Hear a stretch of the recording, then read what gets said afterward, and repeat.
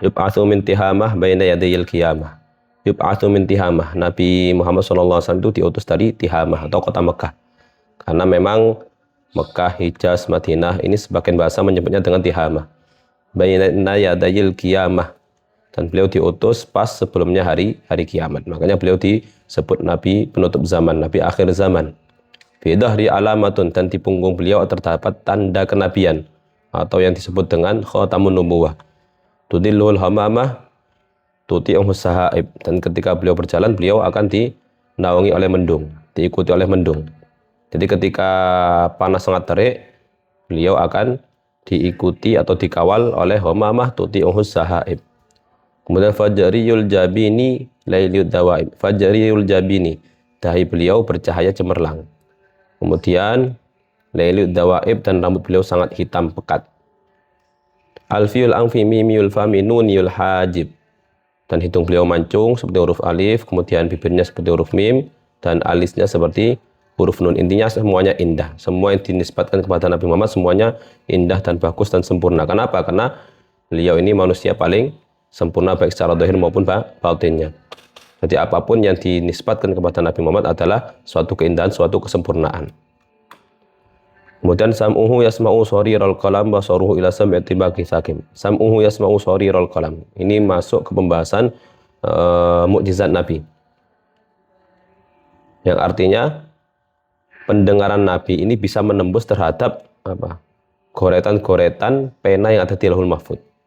Ya. Jadi kalau beliau berkehendak, beliau bisa mengetahui dan mendengar apa saja yang tertulis di Lauhul Mahfuz. Ya. Dan cerita yang masyhur adalah ketika Islamnya Said Abbas, ya. Itu cerita yang masyhur. Di mana memang secara zahir Islam beliau Said Abbas ini Islamnya setelah perang Badar. Nah, singkat cerita, ketika perang Badar, akhirnya Said Abbas ini tertangkap sebagai tawanan. Ya, ini belum Islam beliau. Ya.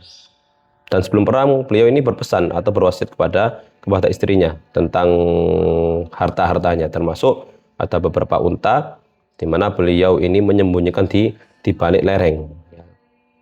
Dan ini tidak ada satupun yang mengetahui kecuali beliau dengan istrinya. Nah, singkat cerita, ketika beliau mau ditebus, ya, beliau mengatakan, saya gak punya uang. Ya. Akhirnya Nabi mengatakan ke beliau, ya, kalau memang kamu gak punya uang, terus bagaimana dan unta yang kau sembunyikan di lereng gunung ini bagaimana?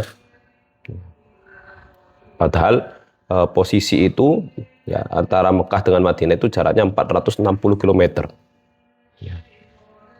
Nabi itu bisa mengetahui percakapan Said Abbas dan istrinya tentang penyembunyian unta tersebut, sehingga kaget, ya, sehingga Said Abbas ini kaget.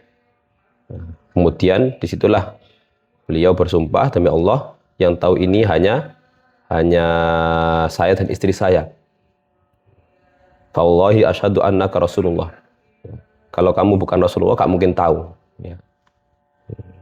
Jadi tentu peristiwa ini itu pasti ditulis di Lauhul Mahfuz, ya, karena tidak ada satupun peristiwa yang tidak dimonitor oleh Lauhul Mahfuz, sehingga Nabi Muhammad tahunya dari Lauhul Mahfuz. Jadi sam'uhu yasma'u shariral qalam.